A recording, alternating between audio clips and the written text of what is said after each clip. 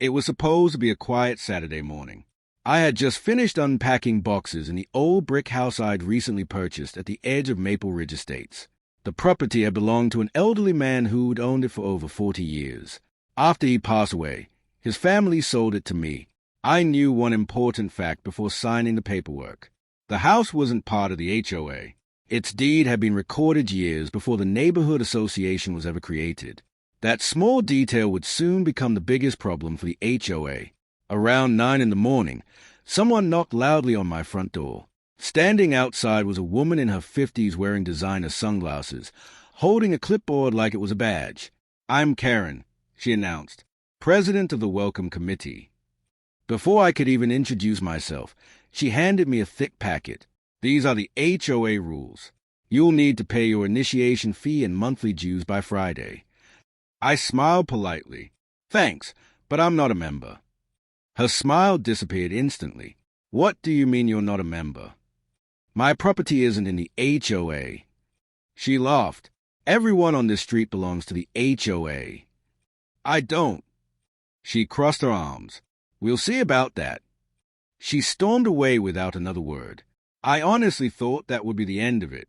I couldn't have been more wrong. The very next morning, I found a bright orange violation notice taped to my mailbox. Violation number 1. Grass exceeds approved HOA height. Violation number 2. Mailbox color not HOA compliant. Violation number 3. Unauthorized pickup truck parked in driveway. At the bottom was a fine for $750. I walked straight to the HOA office. Karen barely looked up. "I think you've made a mistake." "No mistake," she replied. "You owe $750. My property isn't governed by your HOA." She slid a neighborhood map across the desk. "See? You're inside our community."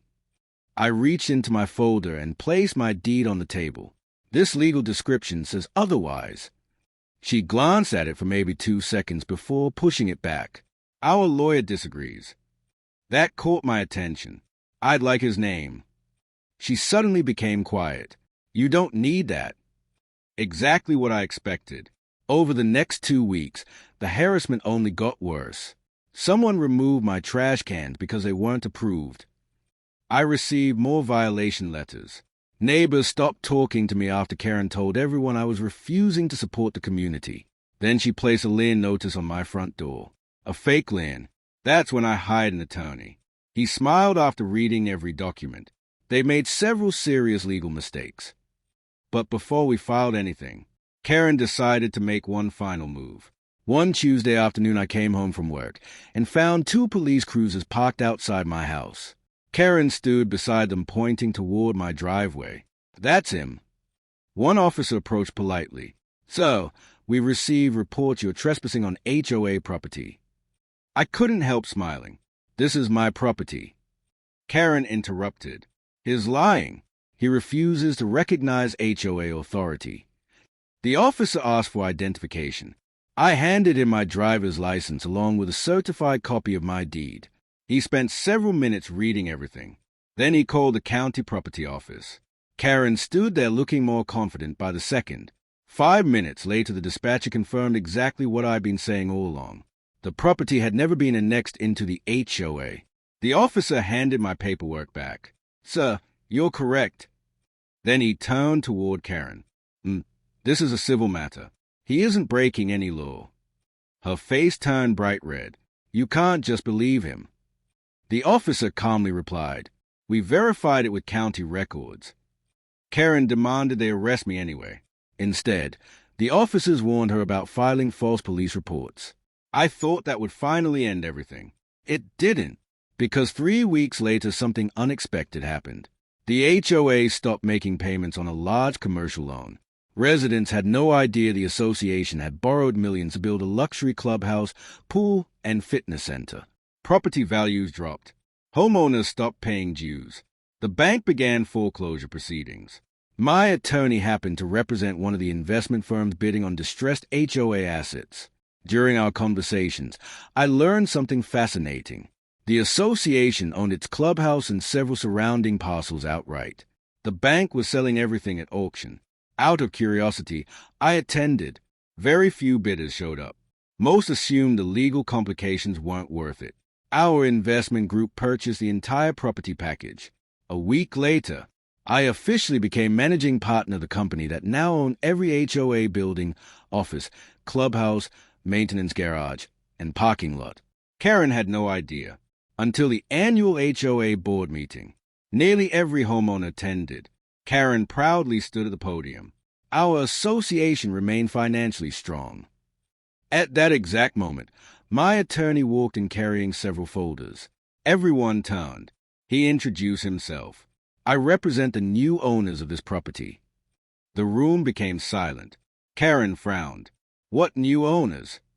He calmly placed the purchase documents on the table. The clubhouse, administrative offices, maintenance facilities, and leased land was sold through foreclosure. People started whispering. Karen grabbed the papers. Her hands began shaking. This can't be right.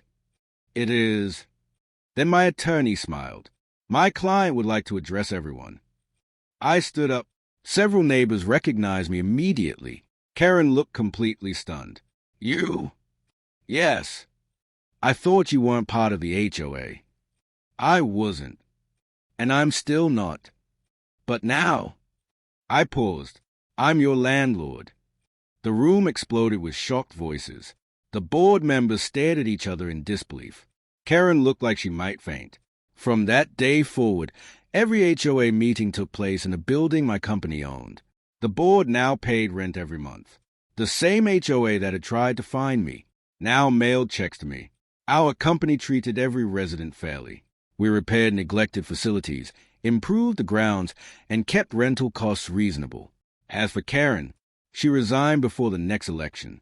Many homeowners later apologized for believing her stories. Some even admitted they had questioned why the HOA had become so aggressive. A few months later, one elderly neighbor stopped by my porch with fresh cookies. She smiled. I guess you really weren't an HOA member. I laughed. No, I was just waiting to become the landlord. Sometimes the best way to win isn't by arguing. It's by knowing your rights, staying patient, and letting the truth reveal itself at exactly the right moment.